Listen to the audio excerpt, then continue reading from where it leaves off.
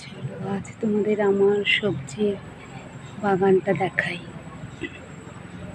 এবারে দেখো এই লঙ্কা গাছ, 3-4টে লঙ্কা গাছ আছে, গত বছর লাগিয়েছিলাম।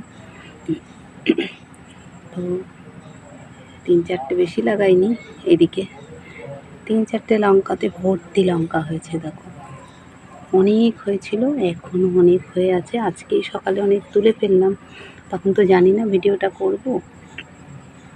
তো তখন পুরো পেকে ছিল, লাল লঙ্কা ছিল, ব্যাস তুলে নিয়ে চলে গেলাম, মাছের ঝোলে দিয়ে দিলাম। দেখো এই যে এতগুলো গাছ রয়েছে, প্রত্যেকটাতে লঙ্কা আছে, লম্বা লম্বা, অনেক বড় বড় হয় এগুলো, ভালো সাইজ হয়েছিল। বর্ষায় অনেক পচে পচে পড়েও গেছে। দেখো পুরনো বেগুন গাছ, গত বছরের লাগানো, এখনো মানে 1টা 2টো 3টে করে সবসময় বেগুন হচ্ছে, বেগুন পাচ্ছি।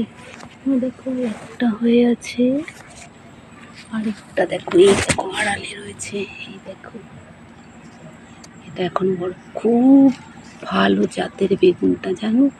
আমি বড় বড় হয়েছিল গত বছর, এখন তো অসময়ে, কিন্তু তাও খুবই ভালো, বীজ কম, খুবই সুন্দর। আর এত বাগানে জঙ্গল, যেন বর্ষাতে পেরে উঠে যাচ্ছে না। এখানে পুঁই শাকগুলো আছে, এখন তো খাচ্ছিই না, রয়েছে গাছ। এখন বর্ষাটা না পেরোলে আর খেতে ভালো লাগছে না শাক।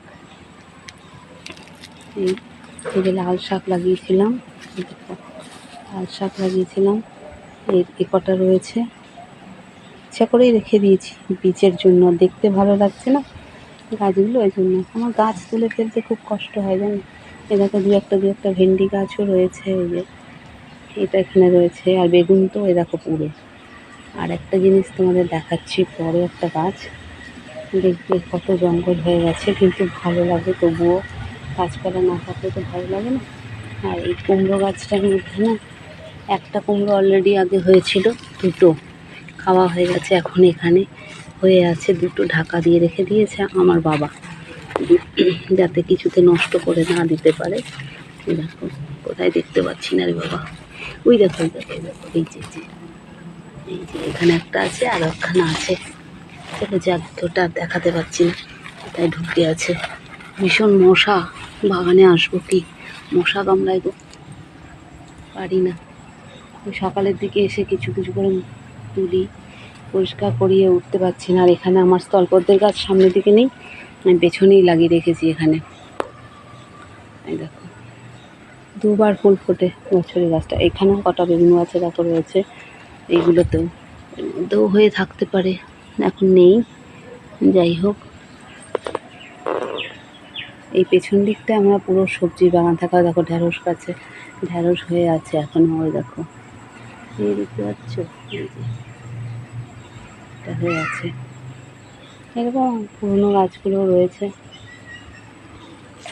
এই হচ্ছে আমাদের গন্ধরাজ লেবু গাছ, এটা হচ্ছে আমাদের গন্ধরাজ লেবু গাছ, প্রচুর পরিমাণে লেবু এইখানে রয়েছে, এখানে রয়েছে।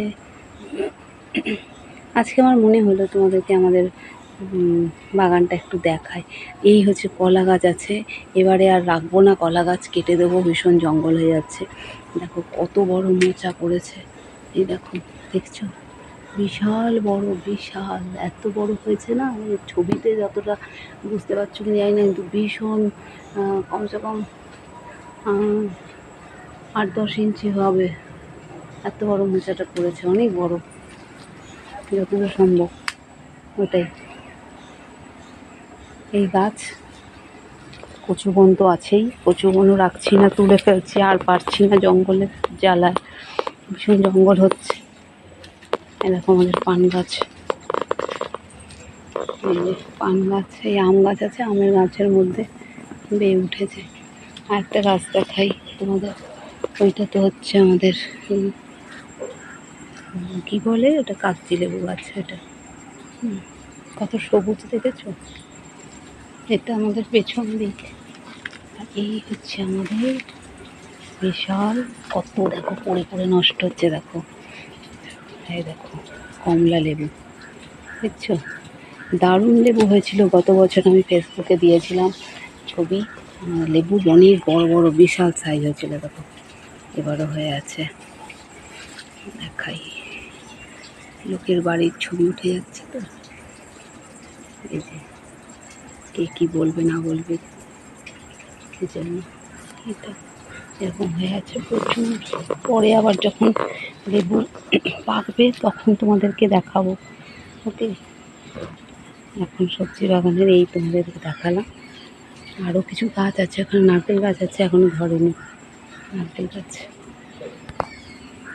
চলো আজকে এই পর্যন্তই।